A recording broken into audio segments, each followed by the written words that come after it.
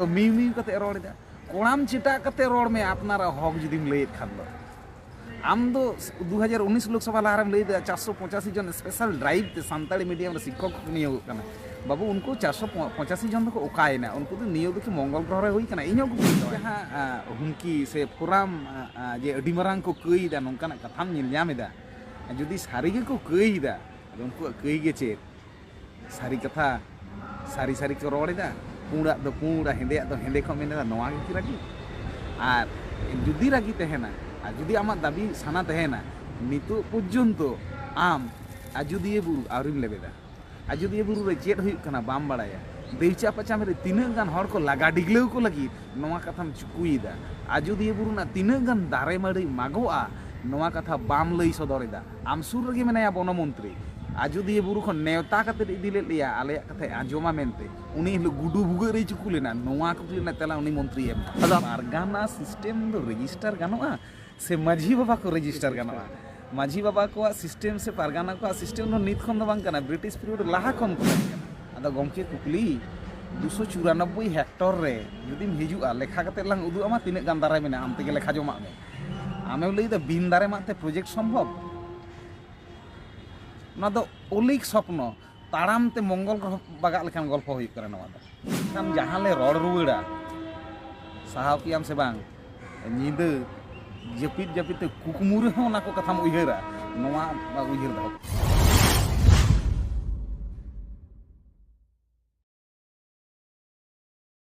30 तारीख रेना कथा में लई के 29 सेप्टेम्बर उन मांग मिटन जमेला हुईना सारी के उन गान मिटन ऐतिहासिक जमेला जहां दो निया मांग रे 30 चोंग हुईलेन ने हड़ को दो दिशा बनुआ जे सनाम आदिवासी गाताक रेन पश्चिम बांग्ला रेन सनाम आदिवासी गाताक रेन हड़ शुधु ओनली फॉर संताड़ दो बांग सनाम को आते मिटन जमेला हुईना ओना रेना के काउंटर हिसाब ते मानतान मिटन गोंके जहां दो भारत जाकात माझी पारगाना आया रजिस्टर कना नोंकाय लई दासे आकोआ कना नुई आयमा अतर कुकली दोहयदा जहां दो प्रकृति बचाओ आदिवासी बचाओ से रेहों कुकली दोहयदा और 29 तारीख रेना जहां प्रोग्राम ओना इदी कते हो आदो नोआ रेना आमा प्रतिक्रिया चे प्रतिक्रिया मेनते दो लई गाना थाले एकटू तायम सेन चला हुआ तायनम मेनते दखन 2018 रे खतला रे मिटन समावेश करा ले आय आरकी उन जखान पारगाना महल छाता उमुल रेगे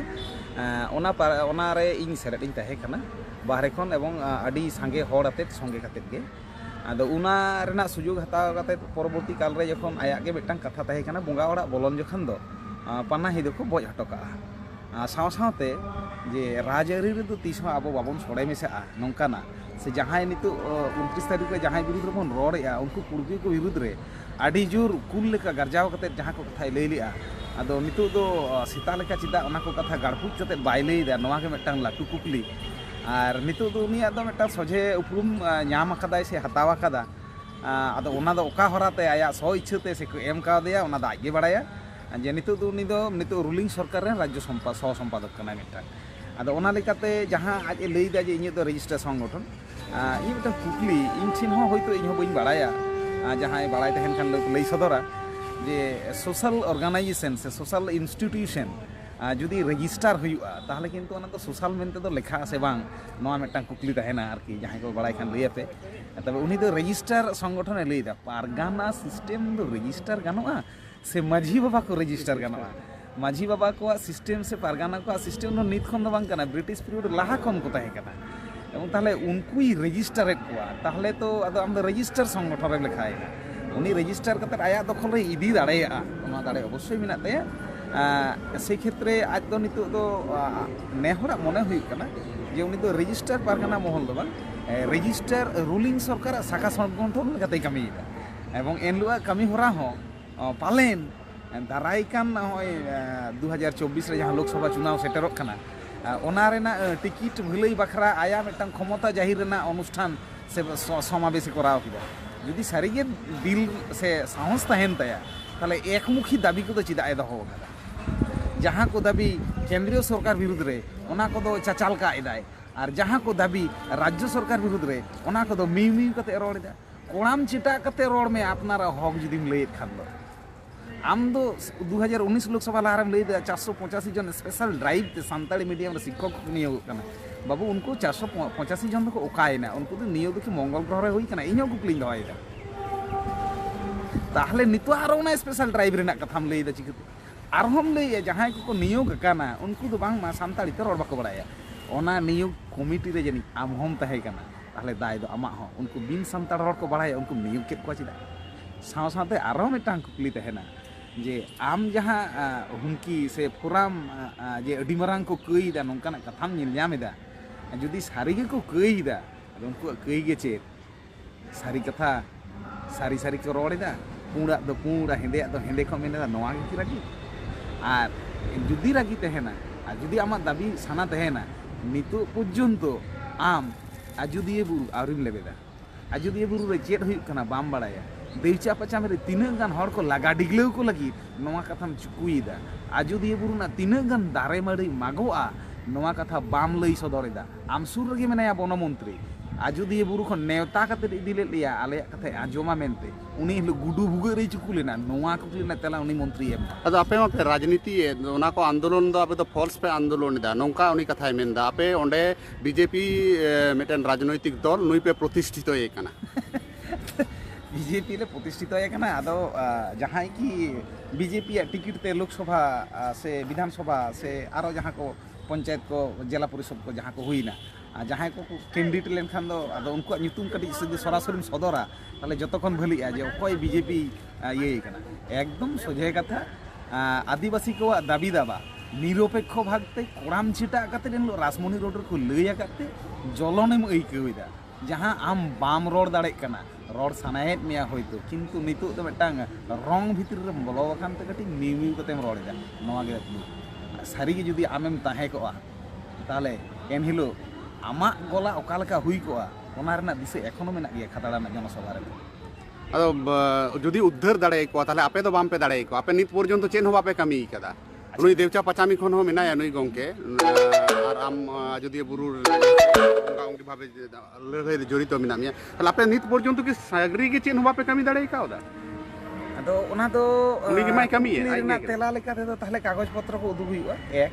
ᱪᱮᱫ ᱠᱚᱞᱮ ᱪᱤᱠᱟᱹᱣ ᱟᱠᱟᱫᱟ ᱛᱤᱱᱟᱹᱜ ᱜᱟᱱ ᱞᱮ ᱪᱤᱠᱟᱹᱣ ᱟᱠᱟᱫᱟ ᱟᱫᱚ ᱚᱸᱰᱮ ᱞᱟᱹᱭ ᱛᱚᱨᱟ ᱜᱟᱱᱚᱜᱼᱟ 2021 साल 27 सेप्टेम्बर आमा पासे रेगे मिनाया डॉक्टर शिवशंकर सोरेन जखन रैली हुई लेना उनी आजोदिया बुरु रे ताहे कना एन हिलो 29 सेप्टेम्बर जखन जहां को रैली तहेना सचेतनता मूलक उनको 7 जन ᱧᱩᱛᱩᱢ ते जखन केस हुई लेना ताहले तो ओना रैली रे उनी होय ताहे कना उनी ᱧᱩᱛᱩᱢ केस बांग फाइल लेना एक दुई चेत को अपराध तहन उनको को लैत तहन बुरु रेना दारे उथुन तड़ी कोनो मत बांग गानोआ बुरु रे सेंगेल इड़ी लेनखान आतु हर गे पहिलो रे इड़ी लगा पिया बुरु रेन जीव जियली जाते कर को बांचाव ताहे दाड़ेया मा नोआ बन रिकैया नोआ ले प्रचार लेया जानिक खान नोआ प्रचार जदि अपराध हुई काना ताहले सरकारी केस एम ठीक गया आरेम मेंदा आजोदिया बुरु बांचाव ना कथा ओंडेम लैदा आजोदिया बुरु रे प्रोजेक्ट हुयुक मा देवचा पाचामी रे खनि खन कोयला राकाब मा जाते करे आदिवासी हो आलो को लगा कोमा ओंडे हो दारे नाड़ी आलो मागो मा आदो गमके कुकली 294 हेक्टर रे जुदिम हिजुआ लेखा कते लांग उदु आमा तिने गान दारे मेना आम तेगे लेखा जमा मे आमेम लैदा बिन दारे माते प्रोजेक्ट सम्भव ना दो ओलिक स्वप्न ताड़ाम ते मंगल ग्रह बागा लेखान गल्प हुई करे नवा दो जहाँ 3 दिन के समय लगा ᱟᱫᱚ ᱟᱯᱮ ᱫᱚ ᱵᱟᱝᱯᱮ ᱫᱟᱲᱮᱭᱟᱜᱼᱟ ᱱᱚᱣᱟ ᱠᱚ ᱟᱱᱫᱳᱞᱚᱱ ᱯᱷᱟᱱᱫᱳᱞᱚᱱ ᱠᱟᱛᱮ ᱪᱮᱫ ᱦᱚᱸ ᱵᱟᱯᱮ ᱪᱤᱠᱟ ᱫᱟᱲᱮᱭᱟᱜᱼᱟ एकदम आम लेकातेम सावताम सुसरिदा दिसोम हड़ा भलाई लगी कमी कना एकदम नवा लगी एकदम सागुन सरहाव ताहेना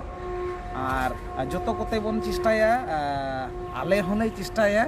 चेत ले दाड़ेया बाले दाड़ेया ओना दा हापेन दिन ना समय गी लैया तबे आमा जायगा रे आम तहेन में आले जायगा रे आले ले तहेना आम राजनैतिक लेकाते कमी में कोनो आपत्ति बनुआ आम रजिस्टार में आरो बार पे धाव कते रजिस्टार में कोनो आपत्ति बनुआ आले से काटू कोय कते आलम रोड़ा आर बखान जहां ले रोड रुवड़ा साहाव कियाम से बांग नींद जपित जपित कुकुमुरे हो ना को कथाम उइहरा नोवा उइहर दो ᱟᱹᱰᱤ ᱟᱹᱰᱤ ᱥᱟᱨᱦᱟᱣ ᱢᱟᱱᱚᱛᱟᱱ ᱜᱚᱝᱠᱮ ᱱᱚᱰᱮ ᱢᱮᱱᱟᱭᱟ ᱵᱟᱵᱩᱱ ᱢᱟᱱᱰᱤ ᱟᱢ ᱱᱚᱣᱟ ᱨᱚᱵᱤᱱ ᱴᱩᱰᱩᱣᱟᱜ ᱡᱟᱦᱟᱸ ᱤᱭᱩᱱᱟᱭᱴᱮᱰ ᱯᱷᱳᱨᱟᱢ ᱨᱮᱱ ᱛᱚ ᱟᱢ ᱦᱚᱸ ᱢᱤᱫ ᱦᱚᱲ ᱥᱚᱦᱚᱡᱳᱫᱽᱫᱷᱟ ᱠᱟᱱᱟᱢ कन्भेनार कानाम आदो होय जे यूनाइटेड फोराम में मेनदा ओकाल मृत्यु हुआ लहा खन के शोक बार्ताय एमेदा नोवा बखराते आम चेदम मेना इन नोवा कथाई लिया आज हयतो सम्मानीय व्यक्ति कनाय माने आपनी कथा के लैदा ᱡᱮ ᱟᱡ ᱦᱚᱭᱛᱳ ᱵᱩᱡᱷᱟᱹᱣ ᱠᱟᱫᱟᱭ ᱱᱚᱣᱟ ᱚᱠᱟᱞ ᱢᱨᱤত্যᱩ ᱦᱩᱭᱩᱜᱼᱟ, ᱢᱮᱱᱠᱷᱟᱱ ᱟᱞᱮ ᱱᱤᱛᱚᱜ ᱡᱟᱦᱟᱸ ᱞᱮᱠᱟ ᱱᱟᱣᱟ ᱮᱡᱽ ᱠᱚᱲᱟ ᱠᱚᱠᱚ ᱦᱮᱡ ᱥᱮᱴᱮᱨ ᱟᱠᱟᱱᱟ, ᱱᱚᱰᱮ ᱨᱟᱡᱮᱥ ᱥᱟᱨᱫᱟ ᱢᱮᱱᱟᱭᱟ, ᱡᱟᱦᱟᱸ ᱞᱮᱠᱟ ᱠᱚ ᱞᱟᱹᱲᱦᱟᱹᱭᱮᱫᱟ, ᱟᱞᱮ ᱡᱟᱦᱟᱸ ᱞᱮᱠᱟ ᱞᱮ ᱞᱟᱹᱲᱦᱟᱹᱭ ᱤᱫᱤᱭᱮᱫᱟ, ᱢᱤᱫᱴᱟᱝ ᱟᱹᱰᱤ ᱢᱟᱨᱟᱝ ᱟᱵᱚᱣᱟᱜ ᱯᱷᱨᱚᱱᱴ ᱫᱚᱨᱠᱟর ᱛᱟᱦᱮᱸ ᱠᱟᱱᱟ, ᱡᱟᱦᱟᱸ ᱯᱷᱨᱚᱱᱴ ᱞᱮ ᱵᱮᱱᱟᱣ ᱟᱠᱟᱫᱟ এবং ᱚᱱᱟ ᱥᱟᱶ ᱥᱟᱶᱛᱮ ᱟᱨᱦᱚᱸ ᱫᱤᱥᱚᱢ ᱨᱮᱱ ᱟᱵᱚ ᱵᱤশেষ ᱠᱟᱛᱮ ᱯᱚᱥᱪᱤᱢ ᱵᱚᱝᱜᱚ ᱨᱮ ᱟᱨᱚ ᱴᱨᱟইᱵᱟᱞ ᱡᱟᱦᱟᱸ ᱠᱚᱢᱤউᱱᱤᱴᱤ ᱠᱚ ᱦᱮᱱᱟᱜ ᱠᱚᱣᱟ, ᱩᱱᱠᱩᱣᱟᱜ ᱥᱚᱝᱜᱚᱴᱷᱚᱱ ᱦᱚᱸ ᱪᱤᱴᱷᱤᱭᱮᱫᱟ ᱠᱚ ᱟᱞᱮ ᱴᱷᱮᱱ ᱟᱞᱮ ᱥᱟᱶᱛᱮ ᱡᱚᱯᱲᱟᱣ ᱞᱟᱹᱜᱤᱫ। ᱱᱚᱜᱼᱚᱭ ᱛᱚ ᱮᱛᱚᱦᱚᱵ ᱮᱱᱟ, ᱚᱠᱚᱭ ᱜᱩᱡᱩᱜᱼᱟᱭ ᱚᱱᱟ ᱫᱚ ᱥᱚᱢᱚᱭ ᱞᱟᱹᱭᱟᱭ, ᱚᱠᱚᱭ ᱪᱤᱛᱟᱹᱨᱮ ᱨᱟᱠᱟᱵᱚᱜᱼᱟᱭ ᱚᱱᱟ ᱫᱚ ᱥᱚᱢᱚᱭ ᱞᱟᱹᱭᱟ, ᱚᱱᱟ ᱥᱚᱢᱟᱡᱮ ᱞᱟᱹᱭᱟ। ᱤᱧ ᱱᱚᱣᱟ ᱠᱟᱛᱷᱟ ᱜᱮ ᱤᱧ ᱞᱟᱹᱭ ᱥᱟᱱᱟᱧ ᱠᱟᱱᱟ ᱡᱮ ᱛᱮᱦᱮᱧ ᱥᱚᱢᱟᱡᱽ ᱦᱮᱱᱟᱜ ᱛᱮ ᱨᱚᱵᱤᱱ ᱴᱩᱰᱩ ᱜᱚᱢᱠᱮᱭᱟᱜ ᱧᱩᱛᱩᱢ ᱦᱮᱱᱟᱜᱼᱟ ᱥᱮ मान सम्मान हेनागा इन ओना कथाई लिया समाज से संगठन खन से हर खन जतो खन सेड़ा कथा हुई कना